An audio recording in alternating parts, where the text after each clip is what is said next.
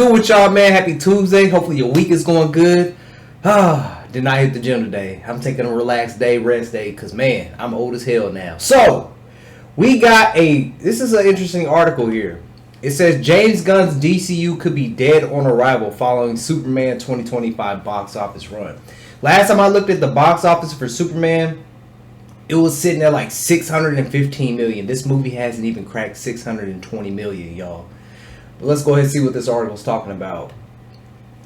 Posted by Daniel Roberts. Alright, let's see. James Gunn's DC Universe is finally off the ground, and following the release of Superman 2025, things should, look promising. The film is the first true test of Gunn and the cold DC Studio CEO Peter Safran's shared universe relaunch. And though it hardly soared at the box office, it still grossed 615 million worldwide against its estimated 225 million budget.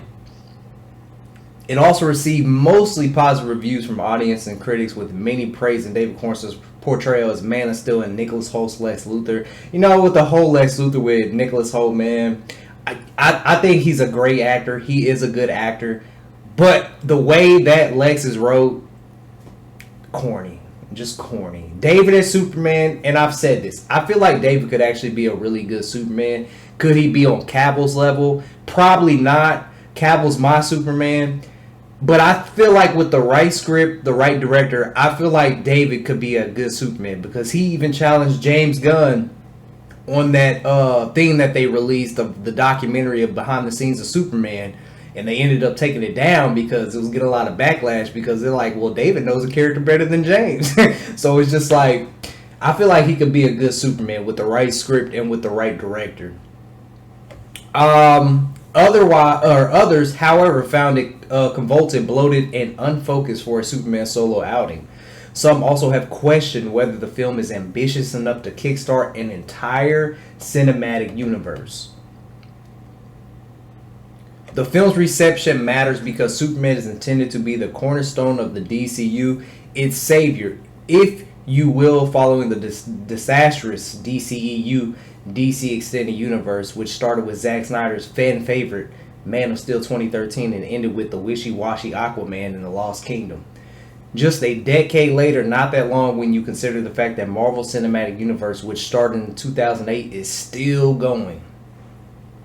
Following the new Superman movie is Supergirl, Woman of Tomorrow, 2026, an adaptation of Tom King's acclaimed comic book series with Millie Alcock set to release. Headline is Kara Zor-El. She appears in Superman briefly in a post-credit scene, and she calls Superman a bitch, by the way, which is so stupid. Andrew. Warner Bros. Has now also announced Superman Man of Tomorrow for 2027, a sequel with Cornsweet and Holt reprising their roles in an unexpected team-up movie, which I'm not excited about at all, man. Beyond that, Gunn has highlighted projects like The Authority, The Brave and the Bold, The Swamp Thing. The film Clayface, which is centered on the Batman villain, is already in production.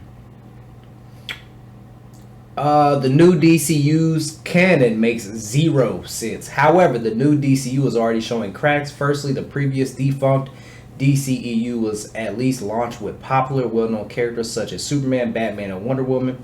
Who really cares about Swamp Thing and Clayface? And why was Superman 2025 stuffed with characters like Guy Gardner, Green Lantern, Michael Holt, Mr. Terrific, Kendra Saunders, Hawkgirl? That's just one of the major concerns. Another is a project that's already in full swing. Peacemaker Season 2, a continuation of Gunn's breakout Max series, has officially been confirmed as part of the DCU canon. The problem, it pulls characters and storylines from the DCEU, blurring and supposed clean state fans were promised with this new continuity. There's also last year's HBO animated series Creature Commandos, which I still haven't watched. I have no motivation to watch it, which Gunn also insists is canon and as such marks the true beginning of the new DCU. The problem there, the series stars Viola Davis as Amanda Waller reprising her role following the appearances in the DCEU films such as Batman v Superman: Dawn of Justice and Suicide Squad 2016. If you think that's confusing, Recently on Peacemaker, the official podcast via Games Radar, when asked if Aquaman was still canon in the DCU, Gunn replied, "We don't know. I don't think Aquaman is canon. Does this mean they're making up canon as they go along?" See, it's just a mess. Like, I feel like James Gunn really didn't have a plan when he came to DC. I feel like he's winging it as he goes. That's what I feel like. The new DCU doesn't know its own audience. On Reddit and X, Twitter, fans are already pulling their hair out trying to understand that what's canon and what isn't in the DCU. One points out that in Peacemaker Season 2, if something is shown in previously on Peacemaker, then it's now canon, while others wonder whether the Suicide Squad films are now also canon, and if, by extension, other DCEU films like Zack Snyder's Justice League 2021 and The Flash are also canon. But with Peacemaker Season 2, the problem doesn't lie entirely with canon. DC fans are also turned off by the show's graphic violence, crude humor, and adult content, which has left many questioning whether Gunn's irrelevant style is the right fit for the new DCU. There's also the exhausted oddball lineup or ragtag team of misfits formula, Gunn's signature trademark seen in many of his previous projects like the Guardians of the Galaxy films and the Suicide Squad. Sure, the Motley Crew thing might work in those films and the Creature Commandos and Peacemaker, but in a Superman movie of all things, as for the adult content, one must ask the question, who is this for? Superman 2025 gave us a much lighter version of the last son of Krypton 2013's brooding Man of Steel. He's not brooding. He's realistic. I'm tired of people saying Man of Steel is brooding. He's not brooding. He's not dark. He was realistic. He was me. He was you in this dark world. He was us. Where was we at? Okay. But that universal appeal has already been tarnished by the extremely violent and inappropriate Peacemaker Season 2. What demographic is the new DCU catering for? We all know.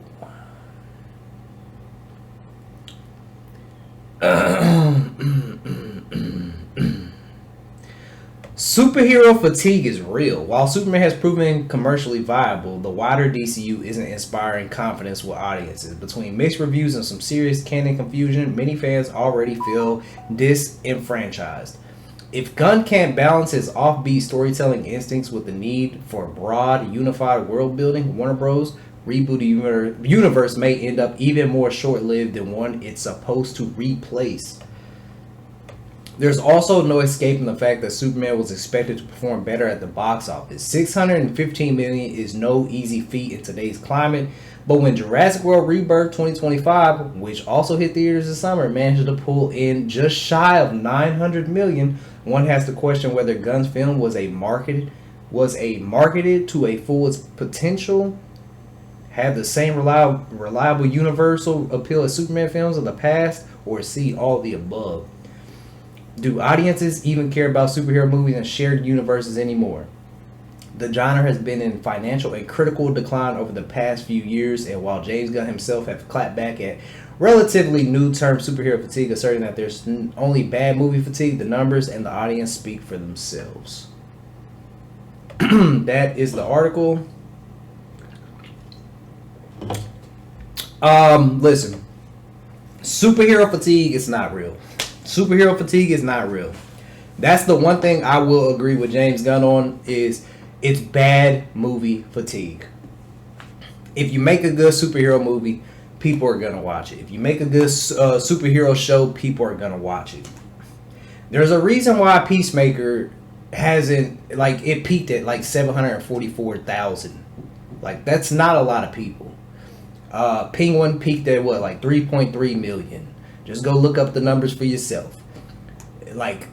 If you make a good show, people will watch it. All the Avengers movies, if you make a good movie, no matter how long it is, people will watch it. So I don't believe in the superhero fatigue. People they don't want this They don't want this universe. Now, we did the article yesterday talking about how Netflix could potentially get the DC brand. And I would love that. And I will reiterate what I said yesterday. As long as they give Zack the free reign to do what he needs to do, they don't interfere. There's no, okay, we'll release this first and then we'll release the Snyder Cut next. No, just let him release the full version on day one of everything that he's working on. So I don't believe in superhero movie fatigue, because if you make a good movie, people are going to go see it. People have just been tired of Marvel and DC because they've been putting out, well, trash. It's as simple as that. They've been putting out trash. And that's sad to say. Now, Marvel's on the right track. Fantastic Four was an excellent movie. Was it a top tier Marvel movie up there with, Avengers and Civil War, Captain America Civil War? No. But it was a good movie to start, what do you call it? It was a good movie to start the franchise moving forward. To give them that, my brain is not braining right now. To give them that, I don't even know what I'm thinking.